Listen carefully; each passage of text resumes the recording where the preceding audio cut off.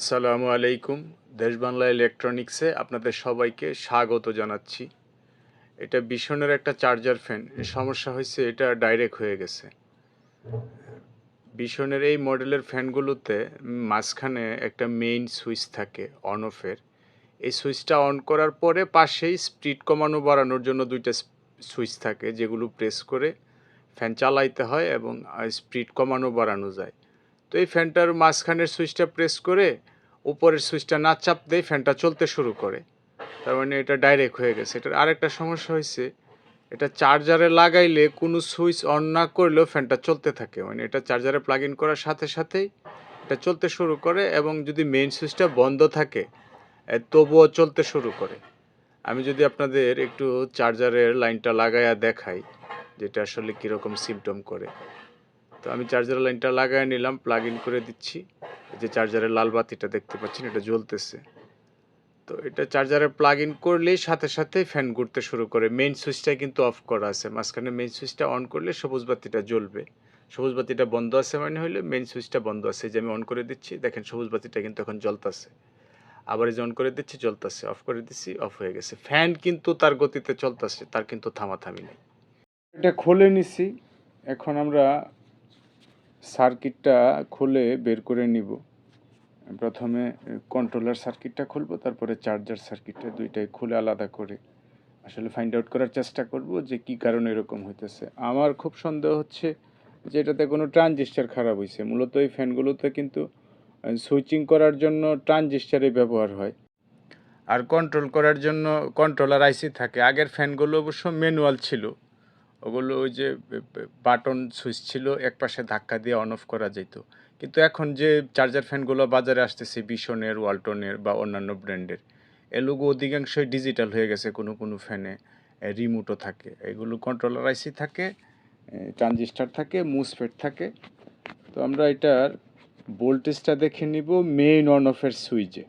মানে অন অফের সুইচের এক প্রান্তে 6 ভোল্ট উপস্থিত থাকার কথা, যেহেতু এটা 6 ভোল্টের ব্যাটারিতে চলে।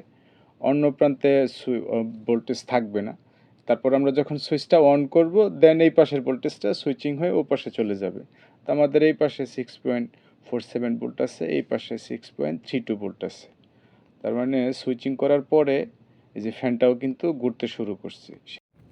আমরা এবার চার্জারটা কানেক্ট করে নিব, ব্যাটারিটা খুলে নিব, খুইলা চার্জারটা কানেক্ট করে দেখব যে মেইন সুইচটা অফ থাকার পরেও সুইচের অপর প্রান্তে ভোল্টেজটা যায় কিভাবে, সার্কিটটা আসলে কিভাবে রান হয়, ফ্যানটা ঘুরতে শুরু করে কেন। তো আমি চার্জারটা লাগাই নিতেছি। আগের মডেলের ফ্যানগুলো কিন্তু এত জটিল সার্কিট ছিল না, যেহেতু এগুলো ডিজিটাল হয়েছে, আধুনিক হয়েছে। এই কারণে সার্কিটের যে গঠন প্রণালী, পার্টসের ব্যবহার, এগুলোও বাইরে গেছে। কন্ট্রোলার আইসি দেওয়া থাকে, আইসি অনেক সময় মার্কেটে পাওয়া যায় না খারাপ হইলে, তখন এই ফ্যান ঠিক করাই মুশকিল হয়ে পড়ে। তো এটা চার্জারে কারেন্টের সাথে প্লাগ ইন করার পরেই লাল বাতি জ্বলতেছে, তার মানে চার্জ হইতেছে। ফ্যানও কিন্তু চলতে শুরু করছে। আমাদের মেইন সুইচ কিন্তু বন্ধ। মেইন সুইচটা অন করে দিলে কিন্তু সবুজ বাতিতে লাইট থাকার কথা। তো আমরা এই অবস্থায় ভোল্টেজটা দেখে নিব। সুইচের এই প্রান্তে 7.70 ভোল্ট, এই প্রান্তে কোনো ভোল্টেজ নাই। তার মানে এটা সুইচ অফ থাকার পরেও কিন্তু ফ্যান ঠিকই ঘুরতেছে, যদিও সার্কিটের এই প্রান্তে ভোল্টেজ নাই। তার মানে ফ্যানের যে সুইচিং হওয়ার পরে যে ভোল্টেজটা মোটরে যায়, এটাই পাশে ভোল্টেজ না থাকার পরেও, সুইচ অন না করার পরেও কিন্তু সুইচিং হয়ে ফ্যানের মোটরের কানেকশন পর্যন্ত কোথাও না কোনোভাবে ভোল্টেজ যাচ্ছে, কারণে ফ্যান ঘুরতে শুরু করছে। আমরা এবার এসি কেবলটা খুলে নিয়ে সার্কিটটাতে কোল্ড টেস্ট করব। মানে বিদ্যুৎ সংযোগ না দিয়ে আমরা চার্জারের যে বোর্ডটা আছে এটা আলাদা করে নিই, এটা আমাদের দরকার নেই, যেহেতু আমাদের কন্ট্রোলার বোর্ডের সমস্যা। তো আমরা এটা একটা কোল্ড টেস্ট করব, মানে ভোল্টেজ না দিয়ে আসলে খুঁজে বের করার চেষ্টা করব মিটার দিয়ে মাইপা যে কোনো কম্পোনেন্ট বা পার্টস খারাপ হয়েছে কিনা। তো প্রথমে আমি সার্কিটের যে ট্রানজিস্টারগুলো আছে এগুলো সবগুলো একে একে চেক করব। তো এই সংক্রান্ত ব্যাপারে আসলে ট্রানজিস্টারই খারাপ হওয়ার কথা, যে প্রবলেম এইটাতে আছে। এই পাশে দুইটা D8772 ট্রানজিস্টার দেওয়া আছে। আগের ফ্যানগুলোতে ওই ফ্যানের যে ভোল্টেজ আউটপুট থাকে, মোটরের কানেকশন যেখানে থাকে ওইখানে D882 ইউজ হইতো। এটাতে B772 দুইটা ট্রানজিস্টার আছে, ওই ট্রানজিস্টার দুইটা ভালো, এই পাশে আর একটা ছোট ট্রানজিস্টার আছে, এটাতেও কোনো শর্ট সার্কিট নাই। তার মানে আমাদের এই ট্রানজিস্টারটাও ভালো আছে। এটা ছাড়াও আরও ছোট ছোট দুইটা ট্রানজিস্টার আছে সার্কিটে, এই দুইটা ট্রানজিস্টারও আমরা মাইপা দেখে নিব। না, এই পাশেও কোনো শর্ট নাই, 500-700 ওহমসের মতো দেখাচ্ছে। আসলে 100 ওহমসের কম যদি হয় মিটার বিপ করতে শুরু করে, তখন আমরা এটা শর্ট মনে করি। এই যে এই পাশে আরেকটা ট্রানজিস্টার আছে, এই ট্রানজিস্টারটাও আমি দেখে নিব শর্ট আছে কিনা। না, এটাও শর্ট না। এই সার্কিটে আসলে ওই ছোট বড় সব মিলায়া 6-7টা ট্রানজিস্টারই দেওয়া আছে, আর বেশি কিছু না। একটা কন্ট্রোলার আইসি আছে, কয়টা ডায়োড আছে, কিছু রেজিস্ট্যান্স আছে, আর 3-4টা সুইচ আছে। এই তো এবার আমরা ফ্যানের মোটরের যে কানেকশনটা আছে, এটার পাশে একটা ছোট ট্রানজিস্টার আছে, এই ট্রানজিস্টারটা আমরা দেখব এটা শর্ট আছে কিনা। হ্যাঁ, এইটা শর্ট আছে। তার মানে এটাতে 52 ওহমসের মতো দেখাচ্ছে একটাই, আরেকটায় দেখাচ্ছে 16 ওহমসের মতো আরেক পিনে।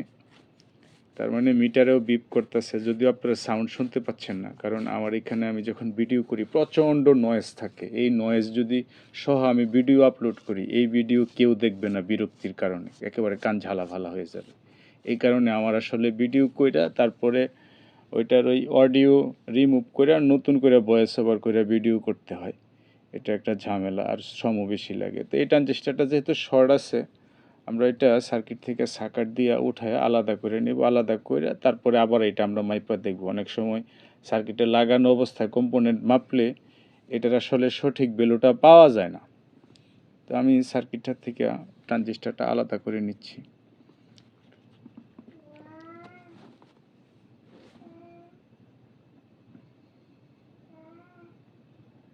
এই যে দেখেন, এটার নাম্বার জানি না দেখতে পাচ্ছেন কি না, 3072 খুব সম্ভবত। সার্কিটে দেখি কি দেওয়া আছে এখানে। এখানে GDS মানে গেট ড্রেন সোর্স। তার মানে এটা ট্রানজিস্টার না, এটা একটা ছোট সাইজের মুসফেট। মুসফেটটা সুইচিং হয়েই কিন্তু ফ্যানের মোটরটা ঘুরে। তো এটা যেহেতু শর্ট হয়ে রয়েছে, এই কারণে সুইচিং হওয়ার দরকার পড়ে না। সে ভোল্টেজ পাইলে, ড্রেনে ভোল্টেজ আসলেই সোর্সে ভোল্টেজ আসলেই সরাসরি সে এই যে চলতে শুরু করে। তো এই মুসফেট আসলে মার্কেটে মনে হয় না আছে অ্যাভেলেবেল, কারণ এটা থাকারও কথা না। কারণ আমি যেখানে কাজ করি এখানে 2টা দোকানই আছে পার্টস বিক্রি করে, এদের কাছে সব থাকে না, আর আমিও আসলে সব কালেকশনে রাখতে পারি না। তো এটার বদলে আমি অন্য আরেকটা মুসফেট ইউজ করব, যদিও এটা সাইজে একটু বড়, কিন্তু মুসফেটই। তো আশা করতেছি যে এটা লাগাইয়া দিলেই আমাদের যে কাজ হওয়ার কথা এবং এটা ঠিকঠাক চালার কথা। আর আগের যে মুসফেটটা আছে এটার চেয়ে এটার কারেন্ট প্রবাহের ক্ষমতা, এম্পিয়ার সব কিছুই বেশি। তার মানে ওইটার জায়গায় এটা লাগাইয়া দিলে এটারও বেশি টেকসই হবে, মানে খারাপ কিছু হবে এরকম কিছু না। তো আমরা এটা লাগাইয়া জ্বালাই করে নিব, জ্বালাই করে তারপর দেখব যে আমাদের যে প্রবলেম ছিল এটা আসলে শেষ হয়েছে কিনা, বা যে সমস্যা ছিল এটা দূর হয়েছে কিনা। এটার কিছু পিন বাড়তি আছে, এটা আমি কেটে দিচ্ছি।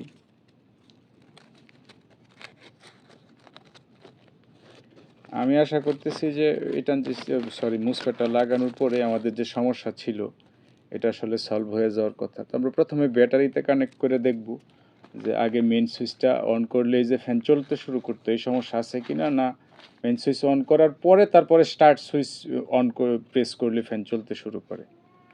তো দেখতে পাচ্ছেন আমি ব্যাটারিটা লাগাইয়া নিলাম, মেইন সুইচটা আমি অন করে দিচ্ছি, নীলবাতিটা জ্বলছে। এবার আমি পাশের সুইচটা অন করলাম, বাহ, ফ্যান চলতে শুরু করলো।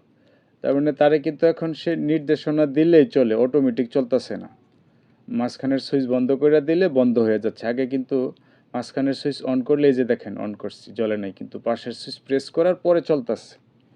আগে কিন্তু মাঝখানের যে মেইন সুইচটা আছে ওইটা অন করলেই কিন্তু ফ্যানটা চলতে শুরু করতো। তা আমাদের যে মূল সমস্যা ছিল, যে কারণে কাস্টমার নিয়ে আসছে যে কারেন্টে চার্জারে লাগাইলেই এটা ফ্যান অটোমেটিক চলতে শুরু করে এবং কোনো সুইচেই কন্ট্রোল করে এটা বন্ধ করা যায় না, ডাইরেক্ট ঘুরতেই থাকে। তো আমরা এটারে আবার চার্জার কানেক্ট করে দেখবো আমাদের যে মূল সমস্যা ছিল এটা আসলে সমাধান হয়েছে কিনা। এই যে দেখেন, চার্জারে লাগাই দিছি, চার্জারে বাতি জ্বলতেছে, ফ্যানও কিন্তু বন্ধ আছে। এই যে অন করে দিলাম, এই সুইচ দেওয়ার পরে এখন কিন্তু ফ্যান চলবে। তো এই ছিল আজকের ভিডিও। ভালো থাকবেন সবাই। আসসালামু আলাইকুম।